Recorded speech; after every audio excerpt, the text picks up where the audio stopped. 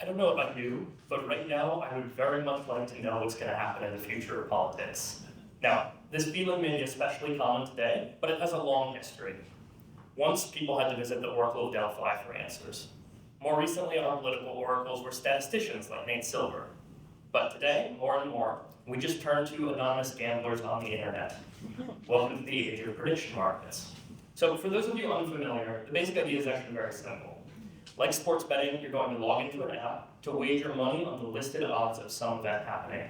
And this event could be anything from as big as the winner of the 2024 presidential election to whether Jerome Powell will start his press briefing by saying good morning.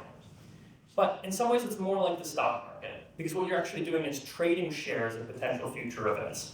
These shares each pay out $1 if and only if that event comes to pass.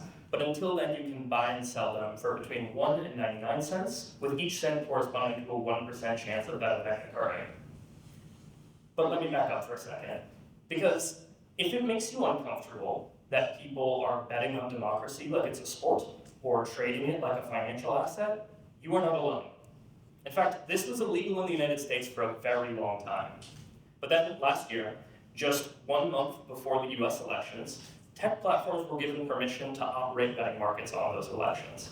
And despite the very short time frame, I found that over $4 billion in volume was traded on the presidential election alone. Furthermore, in my analysis of the news coverage of these markets, I found that almost immediately, journalists started reporting on these odds alongside or even in place of the forecasts from traditional polling-based models. So we know that huge amounts of money are filtering through these platforms, and we know that all too often journalists are treating the odds as if they're settled science. But a huge question remains. Who are the people driving these markets, and what information are they using to make their decisions? In short, should we trust them? And if so, on what questions? My research embeds me in communities of these bettors and traders. Online and in person, I'm observing them, what parts of society they represent, how they make their decisions, what news they read, how they convince other people to bet with them or against them. And I'm conducting in-depth interviews with political staffers and journalists who reference these data in their very important work to see if their understandings of these data and their accuracy match what I'm seeing behind the scenes.